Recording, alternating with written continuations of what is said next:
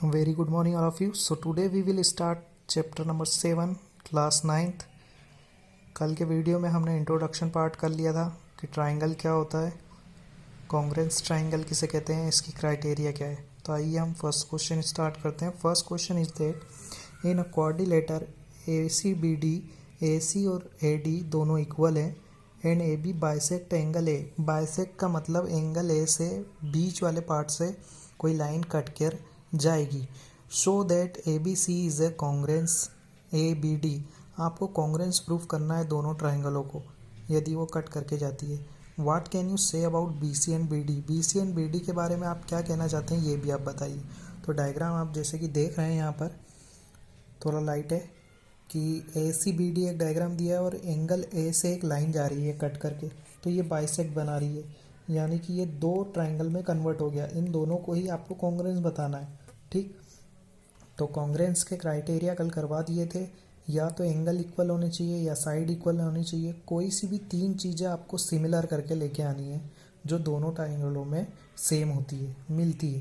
तो चलिए स्टार्ट करते हैं. स्टार्ट कहाँ से करेंगे? सबसे पहले ट्राइंगल के नाम लिख लीजिए जिनको हमें कॉन्ग्रेंस बताना है. तो in triangle ABC and ABD, इन दोनों ट्राइंगलों की बात कर रहे हैं हम. ठीक है, इन्हीं को हमें कॉन्ग्रेंस भी बताना है. तो इन दोनों में क्या we have AC is equal to AD. ये तो हमें क्वेश्चन में ही दिया है AC और AD. अब आप AC और AD को ध्यान से देखेंगे तो AC जो है वो एक ट्राइंगल में है और AD दूसरे ट्राइंगल में, यानी कि साइड तो इक्वल आ गई. और यहाँ पर पीछे आपको बताना भी पड़ेगा किससे आप इक्वल बता रहे हैं. तो हमने लिखा गिवन से, क्योंकि ये चीज़ दी हुई है. सेकंड हमने लिखा एंगल CAB इक्वल BAD. ये दोनों एंगल इक्वल है, यानी कि एंगल A और एंगल A दोनों में. क्यों इक्वल है? क्योंकि AB बाइसेक्ट एंगल A. जो AB लाइन है, ये जो लाइन है ये एंगल A को बाइसेक्ट कर रही है, और बाइसेक्ट करने पर दोनों तरफ इक्वल एंगल बनेंगे. यहाँ 30 होगा तो यहाँ 30. मान लो ये 60 का हो तो 30. मान लो 50 का हो तो 25. नेक्स्ट है हमारा थर्ड जो हम प्रूफ कर रहे हैं वो AB is equal to AB common मतलब AB जो लाइन है वो इस ट्राइंगल में भी आ रही है और इस ट्राइंगल में भी आ रही है, इसलिए इसे कॉमन नॉर्म दिया है.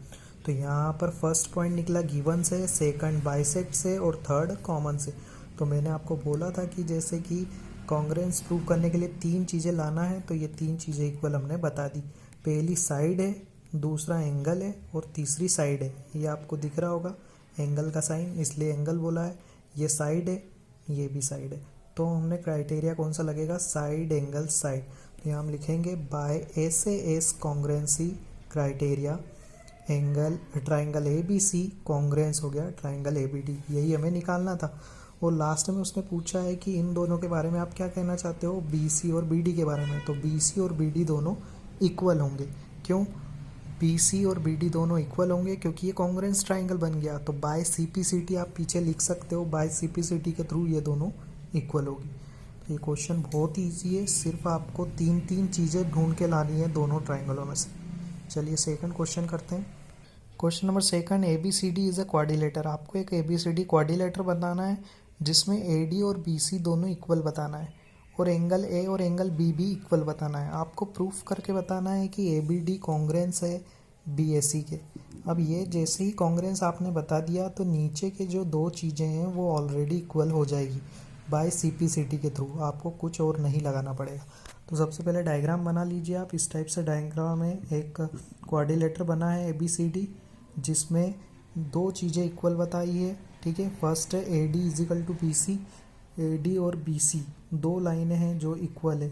ठीक, ये यहाँ पर इक्वल का साइन लगा हुआ है ये दोनों पॉइंट पे. तो चलिए स्टार्ट करते हैं. जो दो ट्राइंगल को कॉन्ग्रेंस बताना है तो उसको लिखेंगे हम ट्राइंगल ABD एंड BAC. इसमें क्या क्या चीज़ें मिल रही है. तो दो तो उन्होंने ऑलरेडी गिवन में दिया हुआ है AD और BC. तो पहले लिखा AD और BC गिवन में है और एंगल A और एंगल B भी इक्वल है, इसलिए गिवन में दो चीज़ें हमारी आ गई. अब आपको तीसरी चीज़ ढूंढना है. तो तीसरी चीज़ है angle B is equal to angle B common. इन दोनों ट्राइंगलों को हम ध्यान से देखेंगे तो दोनों में एंगल B आपको नज़र आएगा, तो वो कॉमन में आ जाएगा. तो इस टाइप से तीनों चीज़ें निकल गई. तो फर्स्ट हो गया हमारा साइड, सेकंड एंगल और थर्ड भी एंगल, यानी कि एंगल साइड एंगल का यूज़ हम कर सकते हैं. तो यहाँ पर हमने लिखा